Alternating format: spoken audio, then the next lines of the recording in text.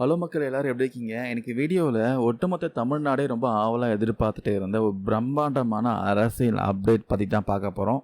தளபதி விஜயின் தமிழக வெற்றி கழகம் பார்த்தீங்கன்னா ஃபஸ்ட்டு எலெக்ஷன்லேயே பிரம்மாண்டமாக வின் பண்ணியிருக்காங்க. யாருமே எதிர்பார்த்துருக்க மாட்டாங்க. பல ஆண்டுகளாக ஆட்சி அமைத்திருந்த திராவிட கட்சிகள்லாம் மிரள வச்சுட்டாருன்னு சொல்லலாம். சரி, இப்போ டிவிக்கு ஆட்சியை பிடிச்சிருக்காங்க. முதலமைச்சராக பார்த்தீங்கன்னா விஜய் பதவியேற்க போகிறாரு.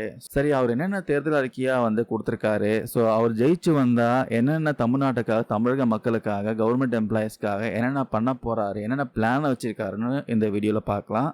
பொதுவாக ஒரு கட்சியை ஆரம்பித்து தேர்தலை சந்திக்கிறப்போ அவங்க மக்களுக்காக என்ன செய்ய போகிறாங்கன்றது தான் பார்த்தீங்கன்னா அந்த தேர்தல் அறிக்கை, மேனிஃபெஸ்டோ சொல்லுவாங்க, ரொம்ப முக்கியம். அதை பேஸ் பண்ணி தான் மக்களும் பார்த்தீங்கன்னா சப்போர்ட் பண்ணுவாங்க. இவருக்கு சப்போர்ட் பண்ண இதெல்லாம் நம்மளுக்கு கிடைக்கும்ட்டு சப்போர்ட் பண்ணுவாங்க. இந்த தேர்தல் அறிக்கையில் பார்த்தீங்கன்னா மொத்தமாக 9 முக்கியமான பிரிவுகளில் வாக்குறுதிகள்லாம் பிரித்து கொடுத்துருக்காரு. அதில் என்னென்ன இருக்குன்னு சுருக்கமாக சொல்கிறேன் பாருங்கள். ஃபஸ்ட்டு குடும்பம் மற்றும் பெண்கள் நலனுக்காக ஃபேமிலி அண்ட் உமன் வெல்ஃபேர்னு கொடுத்துருக்காரு. பெண்களுக்கு இதில் பார்த்தீங்கன்னா மிகப்பெரிய ஜாக்பாட் இருக்குது. குடும்ப தலைவிகளுக்கு மாதம் 2500 ரூபாய் உரிமை தொகை கொடுக்கப்படும் சொல்லியிருக்காங்க.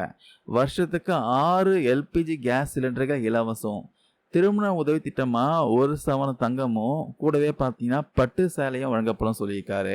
வீட்டில் குழந்தை பிறந்தா அந்த பிறக்கும் குழந்தைக்கு தங்கம் மோதிரம் பரிசும் சொல்லியிருக்காரு. அதே போல் பெண்களுக்கு அரசு பேருந்துகளை இலவச பயணங்கள் தொடரும் சொல்லியிருக்காரு.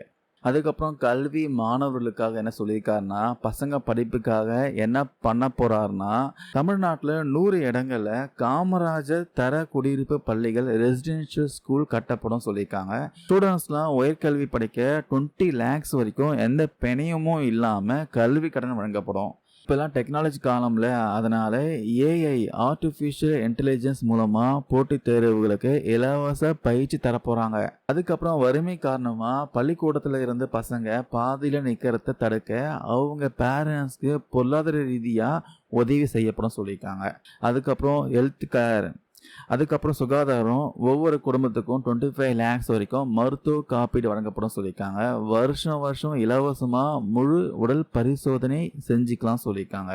அரசு மருத்துவமனைகள் எல்லாமே ரொம்ப நவீனமாக தரம் உயர்த்தப்படும் சொல்லியிருக்காங்க. ரொம்ப முக்கியமாக போதைப் பொருள் இல்லா தமிழ்நாடு திட்டம் கொண்டு வரப்படும் உறுதியளிச்சிருக்காரு. அதுக்கப்புறம் சமூக பாதுகாப்பு, சோஷியல் செக்யூரிட்டி, முதியவர்கள், கைம்பெண்கள் மற்றும் மாற்றுத்திறனாளிகளுக்கு தற்போதைய பென்ஷனை உயர்த்தி மாதம் 3000 ரூபாய் வழங்கப்படும் சொல்லியிருக்காரு. எல்லா வீடுகளுக்கும் 200 யூனிட் இலவச மின்சாரம், எல்லா வீடுகளுக்கும் பாதுகாப்பான குடிநீர் இணைப்பு, சொந்த வீடு கட்ட பட்டா இல்லாதவங்களுக்கு கண்டறிஞ்சு அவங்களுக்கு பட்டா வழங்கப்படும். அதுக்கப்புறம் இளைஞர்கள் வேலைவாய்ப்பு, இளைஞர்களுடைய நாடி துடிப்பை கரெக்டாக பிடிச்சிருக்காரு சொல்லலாம். வேலை தேடிட்டு இருக்க பட்டதாரிகளுக்கு மாதம் 4000 ரூபாய் உதவித்தொகை, படித்து முடித்தவங்களுக்கு 5 லட்சம் பெய்டு இன்டர்ன்ஷிப், அதாவது சம்பளத்துடன் கூடிய பயிற்சி வாய்ப்புகள், இளைஞர்களுக்கு 5 லட்சம் அரசு வேலை வாய்ப்புகள் உருவாக்கப்படும். நீங்கள் சொந்தமாக தொழில் தொடங்கணும்னா 25 lakhs வரைக்கும் கடன் உதவி. அரசு வேலைகளில் தமிழ்நாட்டு இளைஞர்கள் தான் முதல் உரிமை சொல்லியிருக்காரு. அப்புறம் விவசாயிகள், ஃபார்மர்ஸ், விவசாயிகளுக்கு வருஷத்துக்கு 15,000 ரூபாய் உதவித்தொகை வழங்கப்படும். விவசாயிகளுடைய பயிர்க்கடன் முழுமையாக தள்ளுபடி செய்யப்படும். குறைஞ்சபட்ச ஆதார விலை எம்எஸ்பி அதிரடியாக உயர்த்தப்படும் சொல்லியிருக்காங்க. நெல்லுக்கு 3,500 ரூபாய், கரும்புக்கு 1,500 ரூபாய். 100% பார்த்தீங்கன்னா பயிர் காப்பீடு திட்டம் மற்றும் 5 லட்சம் சோலார் பம்புகள் விவசாயிகளுக்கு வழங்கப்படும் சொல்லியிருக்காங்க. அதுக்கப்புறம் மீனவர்கள் நலனுக்காக ஃபிஷர்மேன் வெல்ஃபேர்னு பார்த்தீங்கன்னா மீன்பிடி தடைக்கால நிவாரணம் பார்த்தீங்கன்னா 27,000 உயர்த்தி வழங்கப்படும். மீனவர்களுக்கு 25 லட்சம் விபத்து காப்பீடு, கடலோர பகுதிகளில் நிரந்தர வீடுகள் கட்டித்தரப்படும் மற்றும் அவங்க பிடிக்கின்ற மீன்களுக்கு குறைஞ்சபட்ச ஆதார விலை நிர்ணயம் செய்யப்படும். அதுக்கப்புறம் முக்கியமாக கவர்மெண்ட் எம்ப்ளாயீஸ்க்கு, அரசு ஊழியர்கள்லாம் பல வருஷமாக கேட்டுட்டு இருக்கிற கோரிக்கைகளை இதில் டச் பண்ணியிருக்கான்னு சொல்லலாம். அந்த ஓல்டு பென்ஷன் ஸ்கீம் மீண்டும் கொண்டு வருவது விஷயமா பரிசீலனை செய்யப்படும் சொல்லியிருக்காங்க. அப்புறம் கான்ட்ராக்ட் ஒப்பந்த அடிப்படையில் வேலை பார்க்குறவங்களுக்கு 5 வருஷத்தில் பார்த்தீங்கன்னா நிரந்தரமாக ஆக்கவும் சொல்லியிருக்காங்க.